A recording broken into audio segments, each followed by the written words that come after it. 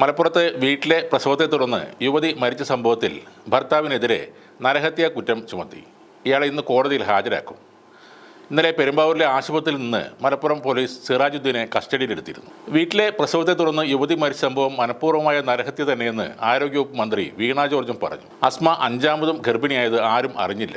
ആശാവർക്കർമാരോട് പോലും കള്ളം പറഞ്ഞെന്ന് പ്രാഥമിക അന്വേഷണത്തിൽ കണ്ടെത്തിയെന്നും ആരോഗ്യമന്ത്രി പറയുന്നു.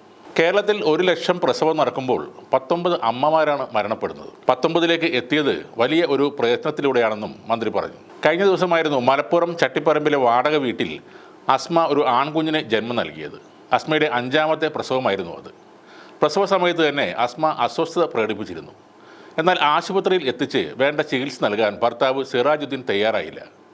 കുഞ്ഞിന് ജന്മം നൽകിയതിന് പിന്നാലെ അസ്മ മരണത്തിന് കീഴടങ്ങി. യുവതിയുടെ മരണം അതിദാരുണമെന്നാണ് പോസ്റ്റ്മോർട്ടം റിപ്പോർട്ട് പറയുന്നത്. പ്രസവശേഷം വൈദ്യസഹായം ലഭിക്കാതെ രക്തം വാർന്നാണ് യുവതി മരിച്ചതെന്നാണ് പോസ്റ്റ്മോർട്ടം റിപ്പോർട്ടിലെ കണ്ടെത്തൽ. കൃത്യമായ പരിചരണം ലഭിച്ചിരുന്നുവെങ്കിൽ മരണം സംഭവിക്കില്ലായിരുന്നു. മടവൂൽ ഖാഫില എന്ന യൂട്യൂബ് ചാനലിലൂടെ അന്ധവിശ്വാസങ്ങൾ പ്രചരിപ്പിച്ച ഭർത്താവ് സിറാജുദ്ദീൻ ഭാര്യയെയും അതിന് ഇരയാക്കിയെന്നാണ് വിമർശനം. അക്യൂപങ്ക്ചർ പഠിച്ചതിനാൽ വേദനയില്ലാതെ പ്രസവിക്കാമെന്ന് തെറ്റിദ്ധരിപ്പിച്ചായിരുന്നു 3 പ്രസവങ്ങളും വീട്ടിൽ തന്നെ നടത്താൻ സിറാജുദ്ദീൻ അസ്മയെ നിർബന്ധിച്ചത്. പ്രസവം കഴിഞ്ഞുള്ള മണിക്കൂറുകളിൽ അസ്മ രക്തം വാർന്ന് കിടക്കുന്നത് നോക്കി നിന്നതല്ലാതെ സിറാജുദ്ദീൻ ഒന്നും ചെയ്തുമില്ല. ചിലർ അങ്ങനെയാണ്. പ്രസവ സമയത്ത് ഭാര്യയുടെ നഗ്നത അന്യപുരുഷൻ ആസ്വദിച്ചാലോ എന്ന ഭയം ഉള്ള ആളുകൾ. ഒരു മുസ്ലിയാർ പ്രസംഗിക്കുന്നത് ഇങ്ങനെയാണ്: ആന പ്രസവിക്കാൻ ഹോസ്പിറ്റലിൽ പോയിട്ടില്ല, പൂച്ച 4ഉം 5ഉം പെറുന്നു, പട്ടി 4ഉം 5ഉം പ്രസവിക്കുന്നു, അതൊന്നും ഹോസ്പിറ്റലിൽ പോകുന്നില്ല. എൻ്റെ ഭാര്യ 9 പ്രസവിച്ചു, ഇന്ന് വരെ ആശുപത്രിയിൽ പോയിട്ടില്ല. ഇത്തരം പ്രസംഗം കേട്ട് കൈയടിക്കാനും നമ്മുടെ നാട്ടിൽ ആളുകളുണ്ട്. കേരളത്തിൽ 1000 കുട്ടികൾ ജനിക്കുമ്പോൾ 8 കുട്ടികൾ മരണപ്പെടുന്നു എന്നാണ് കണക്കുകൾ. ഇന്ത്യയിൽ നോക്കിയാൽ ഇത് 25-ന് മുകളിലാണ്. ബംഗാളിൽ 20.26ഉം ഗുജറാത്തിൽ 25.33ഉം UP, മധ്യപ്രദേശ്, ഛത്തീസ്ഗഡ്, ആസാം എന്നിവിടങ്ങളിൽ ഇത് 40-ന് മുകളിലുമാണ്. അതായത് 1000 പ്രസവം നടന്നാൽ 40-ന് മുകളിൽ കുട്ടികൾ മരിച്ചു പോകുന്നു. അമേരിക്കയിൽ ഇങ്ങനെയുള്ള ശിശുമരണ നിരക്ക് 5.6ആണ്. സൗദിയിൽ 5.55ആണ്. എന്നാൽ സൗദിയെ ആരാധനയോടെ കാണുന്ന പാകിസ്ഥാനിൽ ഈ മരണനിരക്ക് 50ആണ്.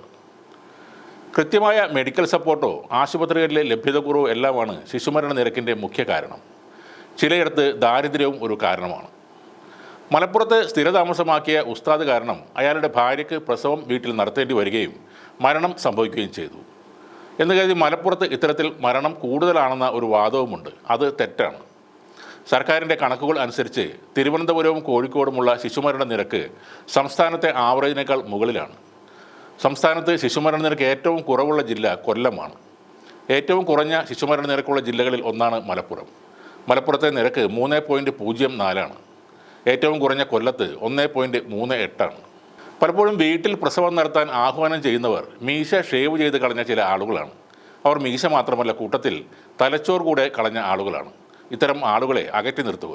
ഹോസ്പിറ്റലിൽ ഡോക്ടർമാർ ഇരിക്കുന്നത് നിങ്ങളുടെ ഭാര്യയുടെ സ്വകാര്യ ഭാഗങ്ങൾ കണ്ട് ആസ്വദിക്കാനല്ല. അവരുടെ കടമ ജീവൻ രക്ഷിക്കുക എന്നത് മാത്രമാണ്. പ്രസവത്തിനായി ഭാര്യമാരെ ഹോസ്പിറ്റലിൽ എത്തിക്കുക എന്നതാണ് നിങ്ങളുടെ കടമ.